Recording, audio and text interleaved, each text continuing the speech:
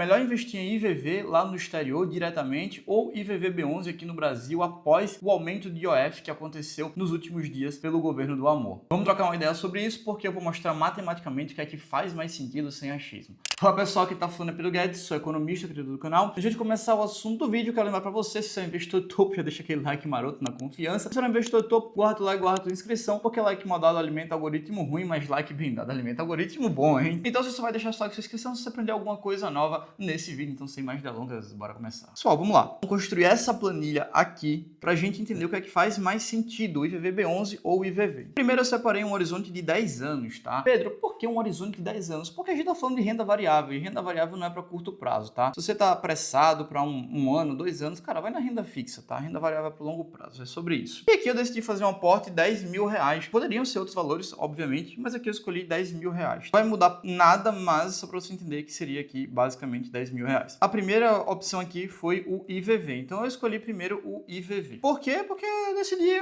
vai ser isso aqui, a planilha é minha, eu boto como eu quero, qual vai ser o primeiro ativo. Então, a gente calcula primeiro o IOF, tá? Como é que calcula o IOF? A gente vai pegar e vai tirar 1,1%, tá? Então, ó, 1,1% vai ser o IOF ali dessa operação. Antigamente era 0,38, com a nova medida do governo do amor, faz o L, subiu para 1,1. Isso para investimentos. E aí, eu peguei o dólar atual de 5,65. Esse é o preço do dólar na cotação de hoje. Se a gente abrir a cotação do dólar, tá 5,65, como a gente pode ver. Mas, Pedro, o que é esse spread de 5,73? É basicamente o quanto a corretora cobra de taxa, né? O spread, a diferença, é o que ela vai ganhar para fazer essa intermediação, né? Para você com o mercado americano. Então, tem que ter spread de dólar nessa operação. Então, basicamente, o que é que acontece aqui? Eu fiz um pressuposto de spread de dólar de 1,5%. Pedro, tem corretora que cobra mais? Tem corretora que cobra menos? Tem também. Então, numa média, eu tirei 1,5% de spread. Lembrando que a gente poderia colocar um spread de 1% aqui e aí a conta mudaria completamente. Vocês vão até ver daqui a pouco que eu poderia estar alterando esse valor, mas mudaria. E aí, se a gente pega os 10 mil reais, a gente abate o IOF e divide pelo dólar de 5,73, né, com spread de 1,5, a gente fica no valor final de 1.724 dólares e 57 cents, né, centavos americanos. E a rentabilidade anual, tá? A rentabilidade anual foi a rentabilidade do S&P 500, porque, vamos lembrar, que o IVV, ele vai replicar as 500 maiores empresas dos Estados Unidos. E aí, o que a gente pode fazer? Eu peguei basicamente aqui o retorno do S&P 500 nos últimos 5, 10, 20, 30 anos. Olha que se a gente olhar os últimos 5 anos, o retorno do S&P 500 é 13,6%. Se a gente colocar o retorno dos últimos 10 anos, é 11,3%. Nos últimos 20 anos, dá 8,4%. E nos últimos 30 anos, 9%. Então, assim, se a gente quisesse fazer,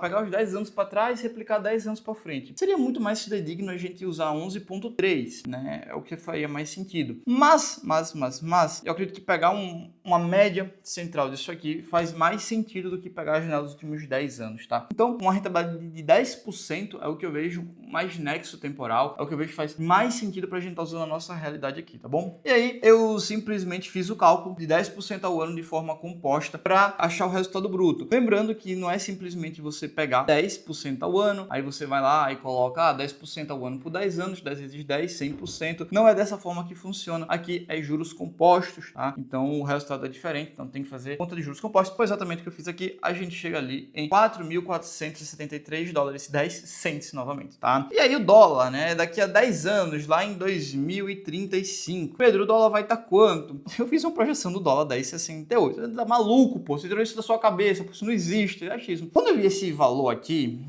cara, não faz sentido, né? A gente tá ali calculando um dólar 10 reais, né?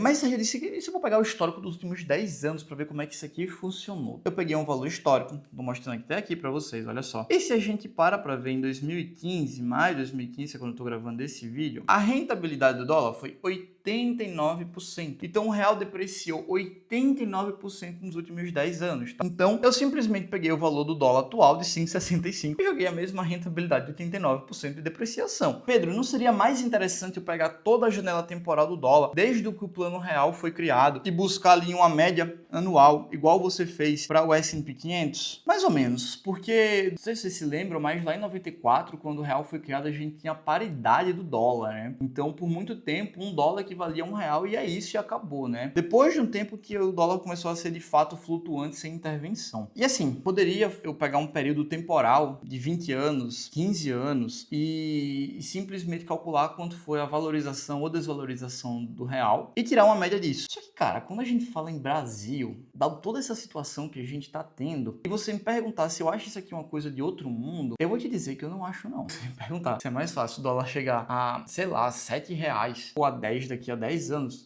com certeza eu diria que é 10, tá? Pedro, por que você acredita nisso? Porque se a gente parar pra ver, nos últimos 5 anos, o dólar já bateu 6,30, se eu não me engano, né? Porque aqui a gente não pega a máxima e mínima do dia. O dólar já bateu 6 e pouco, pra bater 7 é bem ali. E 10 não tá muito distante em 10 anos. Esse aqui é Brasil, pô.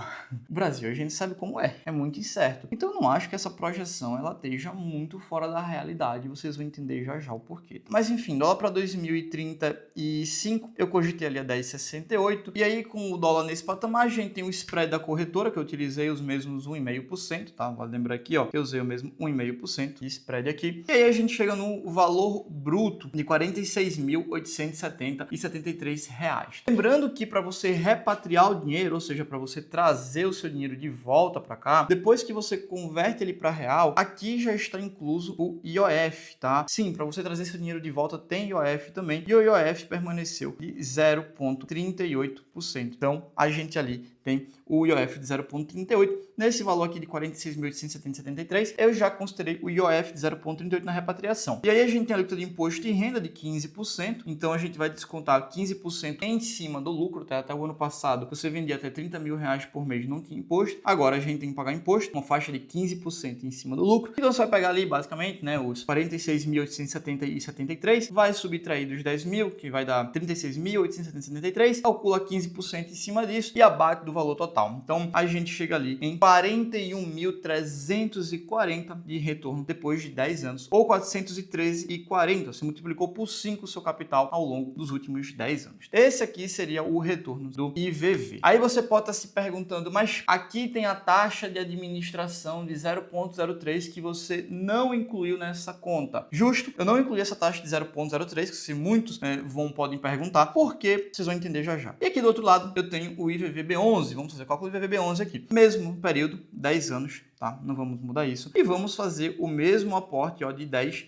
mil, certo? O IVVB11, ele é negociado aqui na Bolsa Brasileira, certo? Não é negociado diretamente no exterior, é negociado na Bolsa Brasileira. Ele tem uma taxa de administração de 0,23. Pedro, por que aqui você considera a taxa de administração de 0,23 e lá no exterior, no IVV, você não considerou? Olha só, o IVV, ele é o ativo mãe. Ele tem a taxa de 0,03 de fato. O IVVB11, ele não é um ativo mãe. Ele não investe no S&P 500 diretamente. O IVVB11, ele compra cotas do IVV que replica o ativo mãe. Então, olha só, o IVV tem uma taxa de 0,03 ao ano. Já o IVVB11 tem 0,23. Só que não é só 0,23. É 0,23 que ele cobra para quem investe aqui no Brasil. E como ele investe no IVV, ele paga a taxa de 0,03% do IVV. Então, note que para você que compra o IVVB11, ele tem uma dupla tributação. Por quê? Você paga a taxa de 0,23% ao ano aqui, e quando o IVVB11 ele compra o IVV, que é o ativo mãe, você paga 0,03. Então, você é tributado duas vezes, tá? Pedro, por que aqui você então não colocou essa bitributação, ou por que você não colocou o IVV? Porque simplesmente você tem uma tributação de 0,03 lá e uma bitributação de 0,03 aqui com 0,23, eu posso simplesmente excluir os dois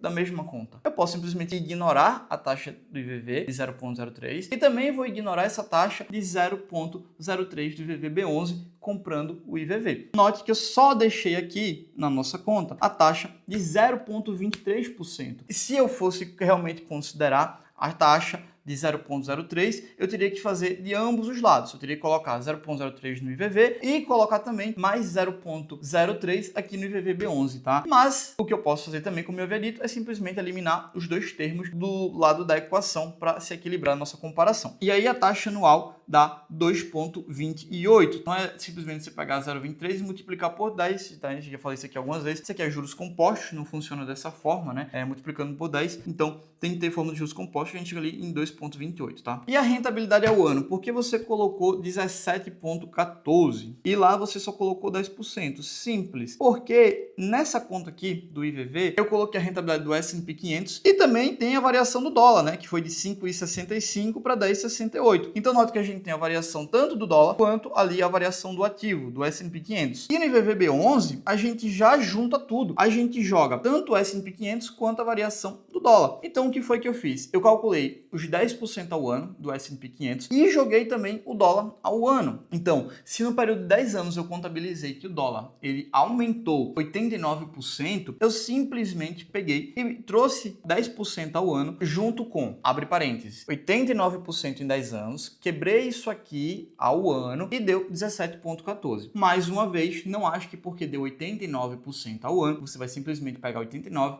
dividir por 10 e achar 8,9 ao ano, tá? Porque aí você estaria se confundindo, você acharia que seria, se o S&P deu 10% de rentabilidade e o dólar subiu 89% em 10 anos, então logicamente ele subiu 8,9 ao ano. E aí se eu somar 10 com 8,9, dá 18,9.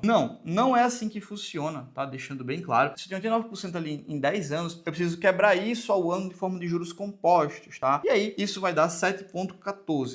7,14 em 10 anos é que dá 89%, tá? Então a minha rentabilidade ao ano foi de 17,14. E aí o que é que eu faço? Eu pego os 10 mil, vou colocar a rentabilidade de 17,14, vou descontar a taxa de 0,23 ao ano e ali eu vou chegar em 47.699,81, certo? Isso aqui já desconsiderando todas as taxas totais. E aí a gente tem uma alíquota também de 15% de imposto aqui. Então faz a mesma conta, pega o valor total, subtrai o valor investido, acha o lucro, bate 15% e faz a subtração. A gente chega ali em 42.044,83 centavos. Isso aqui dá uma rentabilidade de 420,45%. Note que é um retorno levemente maior ali, de aproximadamente 7% a mais do que você comprar o IVV. Esse aqui é um ponto chave, um ponto importante. E aí você pode estar se perguntando nesse momento, Pedro, então é muito melhor eu comprar IVVB11 do que eu comprar IVV, correto? Mais ou menos, tá? Se você for olhar só para rentabilidade, a resposta logo de cara seria sim. Ponto. É isso. Só que qual é o ponto? É que não é tão preto no branco assim. Quando você compra IVV, você está tirando seu dinheiro do Brasil. Então, comprar IVV, você bota seu dinheiro lá fora. Seu dinheiro tem uma proteção maior. Então, você está reduzindo seu risco quando você bota seu dinheiro lá fora, tá? Risco, qual é o risco? O risco Brasil. Outro ponto também, chave, é que quando você olha para o IVVB11, aqui você tem uma simplicidade. Porque não tem que estar fazendo câmbio, no seu dinheiro aqui, pô, negociado na Bolsa Brasileira, não tem que fazer câmbio, não tem que pagar IF e tal. Fato, beleza. Agora, note, tem esses altos e baixos, né? Você vai escolher pela simplicidade. Esse aqui você teria um pouco menos de retorno. Aqui você teria um pouco mais de retorno, certo? Seria basicamente isso. Você vai estar abrindo segurança por um pouco mais de retorno. Assim, em termos simples, enxutos, sem muito lero, sem muita conversa. Vale a pena eu abrir mão de retorno por causa de 5, 7 ali? Olha, ao meu ver, eu diria que não. Depende da estratégia, certo? Também isso é um ponto chave. Depende de qual estratégia você está utilizando. Mas eu acredito sim que ter parte do seu patrimônio no exterior é muito importante, tá? Fora isso, eu quero levar alguns pontos em consideração. Primeiro, você pode dizer, Pedro, mas esse retorno de 400% tá muito irreal. Quando eu cheguei no resultado, eu também cogitei isso. Só que aí, o que foi que eu fiz? Eu vim aqui no Google. E aí, quando eu coloquei IVVB11, eu peguei o retorno máximo do IVVB11, que ele me traz um histórico lá desde maio de 2016. Olhem que isso aqui é aproximadamente 9 anos, certo? Não dá 10 anos, dá 9 anos. E quanto foi que o IVVB11 subiu em 9 anos? 400%. Note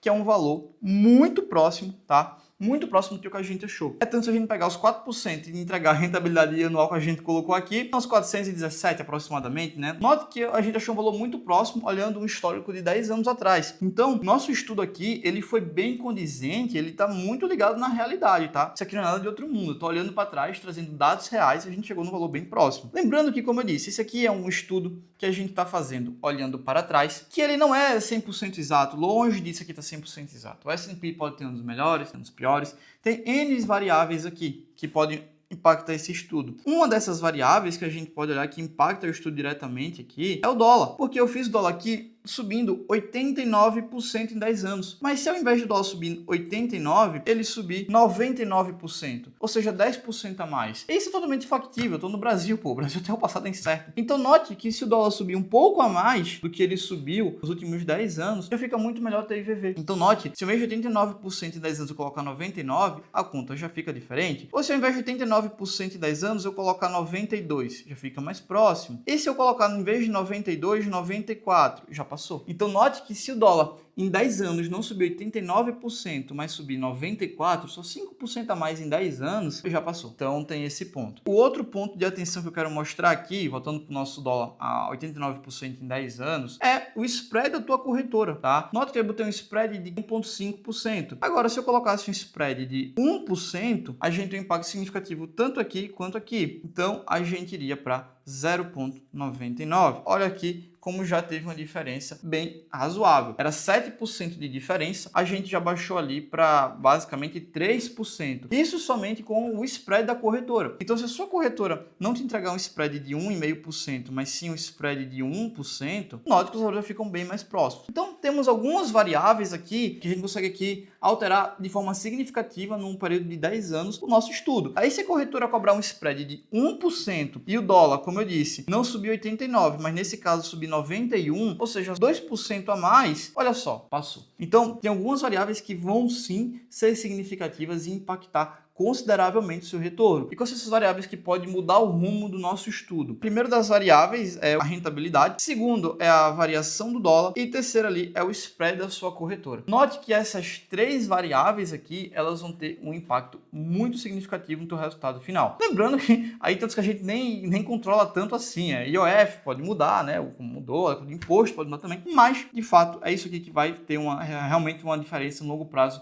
no seu retorno da sua carteira, tá? Se você partir do pressuposto inicial que eu tomei de 1,5% de spread e a rentabilidade de 89%, IVV11 vale mais a pena do ponto de vista só de retorno. Quando a gente parte de um ponto de vista macro, IVV vale bastante a pena, mas se a gente mexer aqui e manipular algumas variáveis, IVV faz mais sentido, beleza? Então foi isso pro vídeo de hoje, espero que vocês tenham gostado. Se aprender alguma coisa, deixa o like, isso aqui ajuda muito a gente aqui a produzir mais conteúdo como esse. Cara, leva um tempo, isso aqui dá um trabalho para fazer um estudo desse, para colocar as fórmulas aqui, pesquisar cotação de dólar, variação, spread, retorno, montar tudo isso aqui para você. Isso aqui dá um trabalho, sou eu que faço. Então, para você agradecer, para você, enfim, mostrar sua gratidão, não tem que pagar nada, porra. Não tem que fazer pix, não tô pedindo pix pra ninguém. Pô, deixa o like, se inscreve no canal, ajuda. É muito importante. Você fortalece muito o trabalho que a gente tá fazendo aqui, trazendo esse conteúdo para você, beleza? Se não é investidor de topo, deixa o like, se inscreve no canal, alimenta o algoritmo para divulgar esse vídeo, principalmente agora, no momento que o governo do amor aumentou o nosso imposto, né, sobre operações financeiras. Se você é investidor de topo, você deixa o like lá no começo. Lembrando que quem é aluno do IZT, que é aluno do meu curso, já sabe isso aqui, certo? Então, quem é aluno do IZT já tem acesso a isso aqui. Depois pro vídeo de hoje, é só o começo. Te vejo no próximo vídeo.